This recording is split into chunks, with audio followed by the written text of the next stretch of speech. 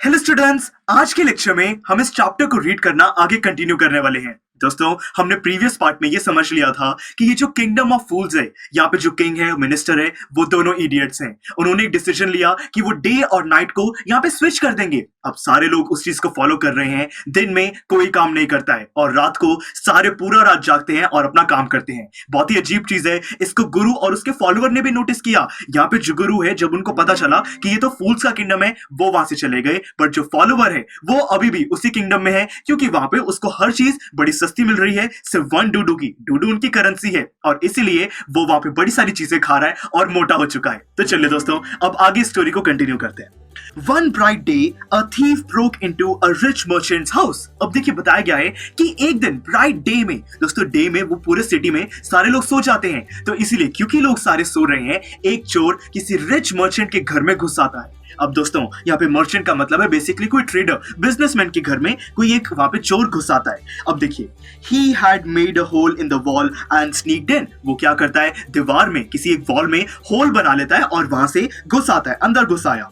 And as he was carrying out his loot, the wall of the old house collapsed on his head. अब देखिए, बताया गया है कि जब वो चोरी कर रहा था, यहाँ पे लूट का मतलब है कि जब वो जितने भी उसको चीजें चुरानी थी वो उनको भर रहा था, वहां पे सारी चीजों को चुरा रहा था। इतने में क्या हुआ, जिस दीवार पे वो होल करके आया था वो दीवार टूट गई और उसके हेड के ऊपर गिर गई। आगे क्या हुआ, and killed him on the spot. On the spot वो जो चोर था उसकी डेथ हो गई। His brother ran to the king and complain. अब दोस्तों, वो चोर का जो ब्रदर है वो वहां पे उस इडियट किंग के पास चला गया और उसको कंप्लेन करने लगा। क्या कंप्लेन करने लगा, your highness, when my brother was pursuing his ancient trade, a wall fell on him and killed him. वो कहता है कि राजा जी, मेरा जो भाई है वो काम कर रहा था, वो अपना बिजनेस कर रहा था, जब उसके ऊपर ये दीवार गिर गई और वो मर गया। तो देखिए, यहाँ पे चोरी को बिजनेस का नाम दिया गया है। और दोस्तों, वो जो किंग है वो तो इडियट है, वो मान भी जाएगा। देखिए, this merchant is to blame, कि ये जो मर्चेंट है जिसका वो घर था, इस पे मैं ब्लेम लगा रहा हूँ। He should have built a good strong wall. वो कहता है कि उसको एक अच्छी वहां पे वॉल बनानी चाहिए थी, एक मजबूत वॉल बनानी चाहिए थी। बताओ दोस्तों, अभी यहाँ पे जो चोर है वो चोरी कर रहा था और उसके ऊपर वॉल गिर गई। अब वो चोर का भाई उस पर्सन को ब्लेम कर रहा है जिसका वो घर है, कि आपने घर के अंदर एक स्ट्रॉन्ग वॉल नहीं बनाई, इसलिए मेरा जो भाई है उसकी डेथ हो गई। दोस्तों, कितनी अजीब बात है ये। अब देखिए, you must punish the wrong doer and compensate the family for this injustice. अब वो चोर का भाई कहता है कि यहाँ पे जिसकी भी गलती है उसको पनिश करा जाना चाहिए, और साथ में जिसको नुकसान हुआ है, मेरी फैमिली को नुकसान हुआ है, वहां पे जो चोर का ब्रदर है उसकी फैमिली को नुकसान हुआ, तो इसलिए उनको कॉम्पनसेट भी करना चाहिए, मतलब कि यहाँ पे उनको कुछ पैसे भी देने चाहिए। अब देखिए, जो किंग है वो क्या कहता है, the king said justice will be done, कि यहाँ पे इंसाफ जरूर होगा।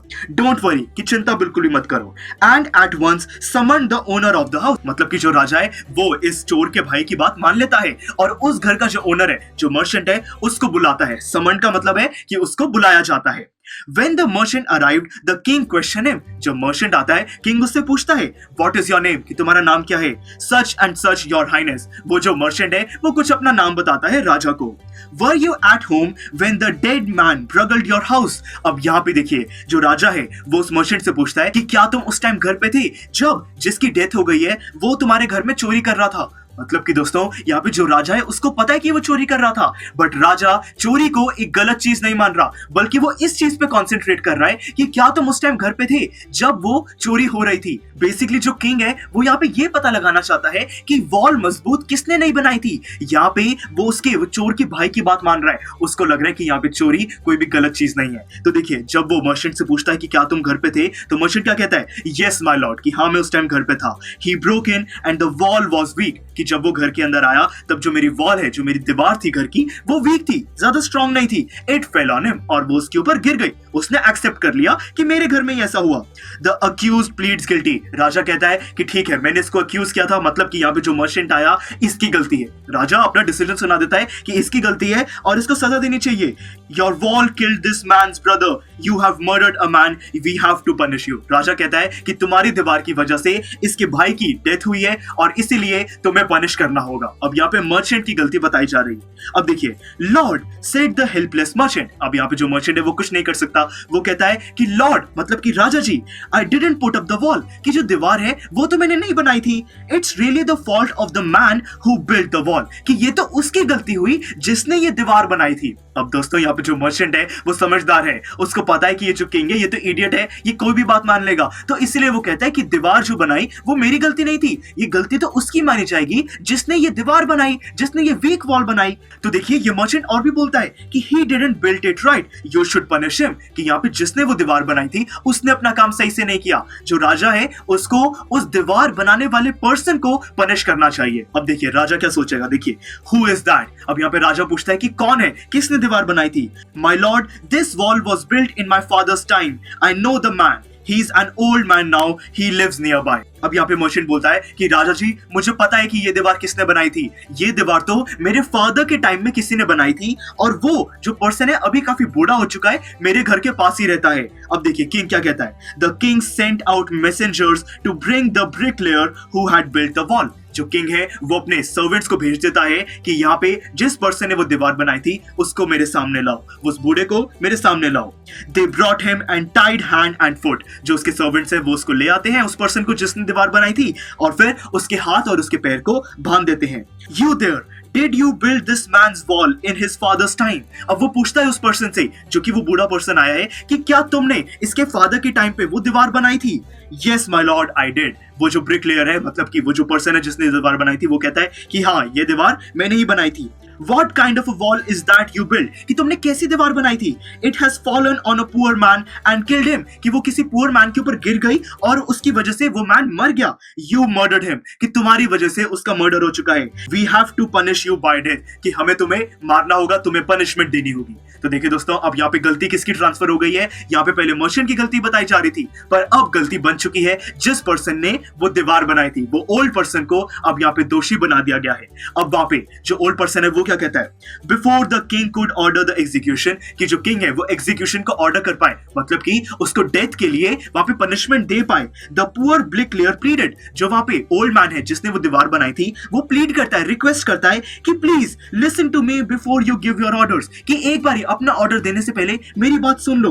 It is true I built this wall, कि ये बात सच है कि मैंने ही दीवार बनाई थी, and it was no good, और मुझे पता है कि वो ज्यादा अच्छी भी नहीं थी, ज्यादा स्ट्रॉन्ग नहीं थी, but that was because my mind was not on it. ऐसा इसीलिए है कि जब मैं वो दीवार बना रहा था मैं कॉन्सेंट्रेट नहीं कर रहा था, मेरा दिमाग उस टाइम दीवार बनाने पे नहीं था। दोस्तों यहाँ पे जो ओल्ड मैन है ये क्या कर रहा है, इसने तो ये कह दिया कि उस टाइम मेरा वहां पे ध्यान नहीं था, तो ये क्या करने वाला है।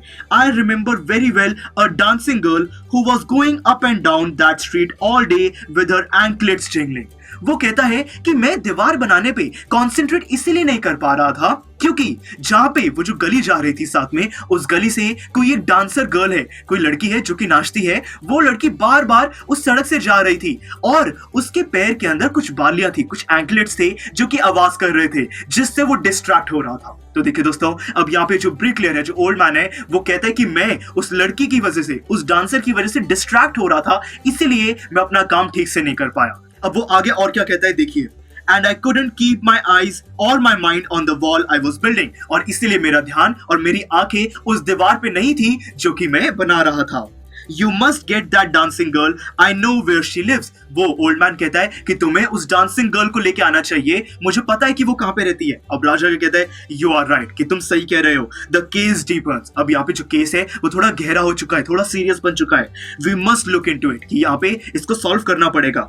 It is not easy to जज सच कॉम्प्लिकेटेड केसेस। कहता है कि ये कॉम्प्लिकेटेड केस है, इसको जज करने में मेहनत लगती है, इतना आसान नहीं है ये। Let's get that dancer wherever she is, कि वो डांसर जहाँ पे भी है उसको लेके आओ, उससे पूछते हैं कि वो सच में ऐसे डिस्ट्रैक्ट कर रही थी। The dancing girl, now an old woman, came trembling to the court। वो जो डांसिंग गर्ल थी अब वो पूरी हो चुकी है, अब वो कोर्ट के अंदर यानी कि उस किंग के सामने आ जाती है।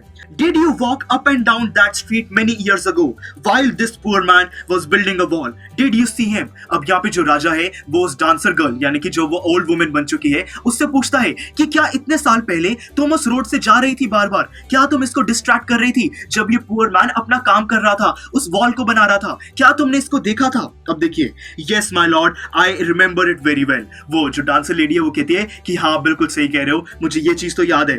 So you did walk up and down with your anklets jingling, so you were young and you distracted him, so he built a bad wall. तो इसीलिए जो राजा है वो कंक्लूड करता है कि ठीक है, मैं समझ गया यहाँ पे कि तुम वहां से बार बार आ जा रही थी, तुम्हारे पैर के अंदर जो बाली है, जो एंकलेट्स है, वो साउंड कर रही थी, वो वहां पे कुछ आवाज निकाल रही थी, तो इसीलिए तुमने उसको डिस्ट्रैक्ट किया और इसीलिए जो वॉल है वो यहाँ पे सही नहीं बनी, एक बैड वॉल बनी।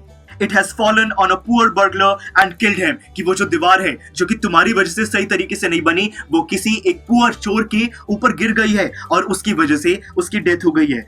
You killed an innocent man, कि तुम्हारी वजह से उस पर्सन की डेथ हुई है। You have to be punished, कि इस ओल्ड वुमेन को, डांसर को पनिश करना होगा। तो देखिए दोस्तों, यहाँ पे किंग के हिसाब से उसको वहां पे अपना रियल मर्डर मिल चुका है, बट क्या यही रियल मर्डर है? देखिए, she thought for a minute and said, वो जो डांसर गर्ल है वो थोड़ा सा सोचती है और फिर बोलती है, My lord, वेट, कि रुको राजा जी, अभी रुको। I know now why I was walking up and down that street, कि मुझे याद आ गया कि मैं उस स्ट्रीट से बार बार क्यों आ जा रही थी। बेसिकली दोस्तों, यहाँ पे जो ओल्ड वुमेन है अब वो किसी और को ब्लेम करने वाली है। I had given some gold to the goldsmith to make some jewellery for me. वो कहती है कि पास में ही एक गोल्ड स्मिथ था, एक ज्वेलरी की दुकान थी जिसमें मैंने अपना सोना उसको दिया था कुछ ज्वेलरी बनाने के लिए। वो ये चीज कहती है, he was a lazy scoundrel। वो कहती है कि वो बहुत ही लेजी पर्सन है, उसको कोई भी यहाँ पे प्रिंसिपल्स नहीं है। दोस्तों, यहाँ पे स्काउंड्रल का मतलब है एक पर्सन जो कि अपना काम नहीं करता। तो इसीलिए वो कह रही है कि यहाँ पे जो गोल्ड स्मिथ है, जो उस ज्वेलरी शॉप का ओनर था, उसने अपना काम ठीक से नहीं किया। मैंने उसको कुछ गोल्ड दिया था ज्वेलरी बनाने के लिए, वो अपना काम नहीं कर रहा था। He made so many excuses, वो बहुत ज्यादा बहाने बना रहा था। Said he would give it now and he would give it then, वो कहता था कि मैं कभी दे दूंगा, कभी बाद में दूंगा, मतलब कि वो अपना काम नहीं कर रहा था। And so on all day, वो बार बार ये कहता रहता था, इसीलिए मैं उसकी शॉप पे बार बार जा रही थी। तो देखिए, यहाँ पे जो ओल्ड वुमेन है वो कहती है कि यहाँ पे जो मैं ऊपर नीचे जा रही थी, बार बार उस सड़क से गुजर रही थी, वो अपना रीजन देती है कि ये उस ज्वेलरी शॉप के ओनर की वजह से है। He made me walk up and down to his house dozen times, कि वो बहुत बारी मुझे बार बार बुलाता था। That was when the bricklayer saw me, कि तब मुझे इस वॉल बनाने वाले पर्सन ने मुझे देखा। It is not my fault my lord, कि राजा जी ये मेरी गलती नहीं है। It is the damned goldsmith's fault, अब ये बताती है कि गलती मेरी नहीं है, बल्कि ये तो ज्वेलरी शॉप में जो ज्वेलरी बनाता है, जो गोल्डस्मिथ है, ये उसकी गलती है। अब देखिए किंग क्या कहता है, poor thing, she is absolutely right. अब यहाँ पे राजा कहता है कि दुख की बात है, बट ये जो लेडी है ये बिल्कुल सही कह रही है। थॉट द किंग, वैसा सोचता है। वेइंग द एविडेंस, वो सारे एविडेंस को देखते हुए यही कंक्लूजन निकालता है कि we have got the real culprit at last, कि एट लास्ट हमें रियल कल्प्रिट यानी कि जो रियल मर्डरर है वो मिल चुका है। Get the goldsmith wherever he is hiding at once, कि जो भी वो गोल्डस्मिथ है जो कि उसको बार बार अपना काम नहीं कर रहा था, उसको बुलाओ एकदम, वो जहां पे भी छुप रहा है उसको एकदम मेरे सामने लेके आओ। The king's bailiffs searched for the goldsmith who was hiding in a corner of his shop। अब यहाँ पे जो किंग के सर्वेंट हैं वो उस गोल्डस्मिथ के पास जाते हैं, उसको ढूंढते हैं, वो अपनी शॉप में किसी कॉर्नर में छुपा हुआ था। When he heard the accusation against him, he had his own story to tell। जब उसको पता चला कि उसको ब्लेम किया जा रहा है एक मर्डर के लिए, उसके पास अपनी खुद की एक और स्टोरी थी। वो कहता है, My lord, कि राजा जी, I am a poor goldsmith, कि मैं तो एक पुअर गोल्डस्मिथ हूँ। It is true, I made this dancer come many times to my door, कि ये बात सच है कि मैं इसको बार बार मेरी दुकान पे आने के लिए कहता था। I gave her excuses, कि मैं उसको बहुत सारे बहाने मारता था, because I couldn't finish making her jewelry, मैं इसलिए बहाने मारता था क्योंकि मैं उसकी ज्वेलरी नहीं बना पा रहा था। Before I finished the rich merchant's order, मैं ये काम इसलिए नहीं कर पा रहा था क्योंकि मेरे पास किसी रिच मर्चेंट का बहुत बड़ा ऑर्डर था। They had a wedding coming, कि उनके घर में कोई शादी होने वाली थी, and they wouldn't wait, और वो वेट नहीं कर रहे थे। You know how impatient rich men are, कि राजा जी ये तो आपको पता ही है कि जो भी ये अमीर लोग होते हैं ये बिल्कुल भी वेट नहीं करते हैं। Who is the rich merchant who kept you from finishing this poor man's jewelry? अब यहाँ पे राजा पूछता है कि वो कौन सा रिच मर्चेंट है जिसकी वजह से तुम इस पुअर लेडी का ज्वेलरी नहीं बना रहे थे? कौन है वो जिसने इतना बड़ा ऑर्डर दिया था? Made her walk up and down, कि वो कौन है जिसकी वजह से ये ओल्ड लेडी बार बार उस सड़क से जा रही थी? Which distracted this bricklayer, जिसने इस bricklayer, जिस पर्सन ने वो वॉल बनाई, उसको डिस्ट्रैक्ट किया। Which made a mess of this wall, जिससे कि ये वॉल अच्छी नहीं बनी। Which has now fallen on an innocent man and killed him, जो कि एक इनोसेंट मैन पर अब गिर गई है और उसकी जान चली गई है, वो मर चुका है। कैन यू नेम हिम, कि तुम बता सकते हो कि वो रिच मर्चेंट कौन था? दोस्तों अब देखिए, the Goldsmith named the merchant, जो गोल्डस्मिथ है वो उस मर्चेंट का नाम बता देता है जिसने वो बड़ा ऑर्डर दिया था, जिसके घर में शादी थी, and he was none other than the original owner of the house whose wall had fallen. तो देखिए दोस्तों, जब वो पता लगता है कि मर्चेंट कौन है, वो मर्चेंट वही पर्सन है जिसका वो घर है, जिसके घर में वो दीवार गिरी थी। मतलब कि सबसे पहले जिस मर्चेंट को वहां पे उस पर ब्लेम लगाया गया था और उसने कहा था कि मेरी गलती नहीं है, उसकी गलती है जिसने इस दीवार को बनाया है, अब पता चला कि वही मर्चेंट है जिसने इतना बड़ा ऑर्डर दिया था, ये उसी की गलती है। Now justice had come full circle, अब पूरा सर्कल सारे एक्यूजेशन का, सारे ब्लेम का कंप्लीट हो चुका था। थॉट द किंग, ऐसा किंग सोचता है। बैक टू द मर्चेंट, वो वापस मर्चेंट के पास जाते हैं। When he was rudely summoned back to the court, he arrived crying. अब यहाँ पे उसी मर्चेंट को वापस बुलाया जाता है, बड़े रूड तरीके से उसको बुलाया जाता है और अब वो रो रो के बोल रहा है, It wasn't me, but my father who ordered the jewelry. अब यहाँ पे वो रिच मर्चेंट कहता है कि जो ऑर्डर है जो कि गोल्डस्मिथ को दिया था, वो मैंने नहीं दिया था, मेरे फादर ने दिया था। He is dead, I am innocent. और अब जो मेरे फादर हैं वो तो मर चुके हैं, मैंने कुछ नहीं किया, मेरी गलती नहीं है। But the king consulted his minister and ruled decisively. अब यहाँ पे जो किंग है वो थोड़ा कंफ्यूज हो जाता है, अपने मिनिस्टर से बात करता है और फिर एक डिसीजन लेता है। It is true, your father is the true murderer. वो कहता है कि तुम बिल्कुल सही कह रहे हो कि मर्डर तुम नहीं हो, तुम्हारे फादर थे मर्डरर, ही इज डेड, पर वो तो मर चुके हैं। But somebody must be punished in his place, कि उनकी जगह पर किसी को तो पनिशमेंट देनी होगी। You have inherited everything from that criminal father of yours, कि तुम्हारा फादर जो कि क्रिमिनल है, उसने मर्डर किया है, उसको भी हमने प्रूफ किया।